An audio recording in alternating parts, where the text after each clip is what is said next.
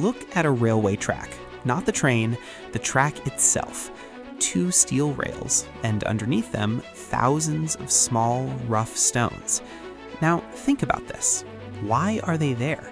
Why not just lay tracks directly on the ground, or use smooth concrete instead? After all, trains weigh hundreds of tons. Wouldn't loose stones make the track less stable? But here's the surprising part. Those stones are one of the most important reasons trains can travel safely at high speeds. And without them, railway tracks would slowly fall apart. At first glance, railway tracks look simple. 2 metal rails, some wooden or concrete sleepers, and stones underneath. But what you don't see is the enormous force involved. When a train passes, it doesn't just sit on the track. It pushes down with massive pressure, and that pressure doesn't stay in one place. It spreads into the ground below. Now, imagine if the track was placed directly on soil. Over time, that soil would start to shift, compress, and sink unevenly. Some sections would dip, others would rise, and even a small unevenness can become dangerous at high speeds. So engineers needed a way to distribute weight evenly and keep the track stable. That solution is what you see beneath the rails. Those stones aren't random. They're called ballast, and they're specially designed for one purpose: to hold the entire railway track system in place. But here's where it gets interesting. Ballast isn't just a pile of rocks. Each stone has a sharp, irregular shape, not smooth, not rounded. Why?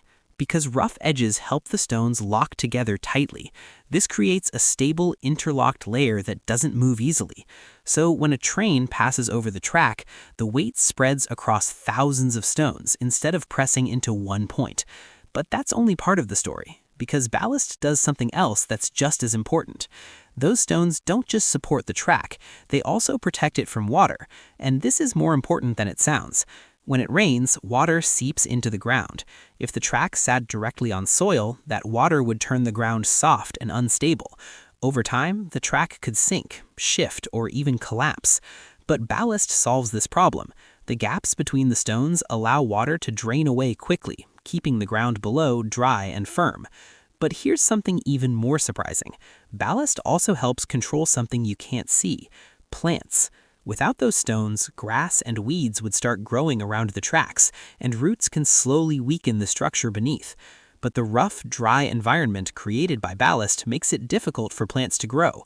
So those stones are silently doing 3 jobs at once: supporting weight, draining water, preventing plant growth, all without moving. At this point, you might be wondering, why not just replace stones with solid concrete? Wouldn't that be stronger?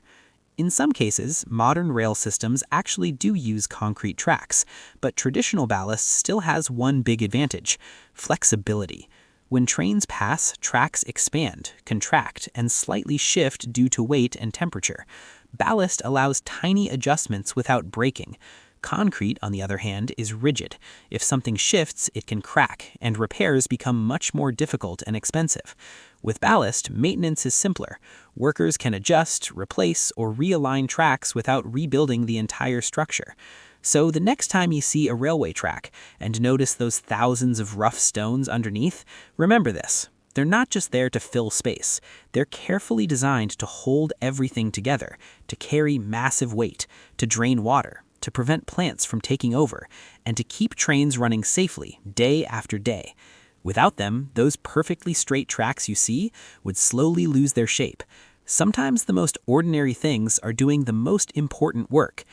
If this made you see railway tracks differently, give the video a like, share it with someone who's never noticed those stones before, and subscribe for more surprising explanations behind everyday things.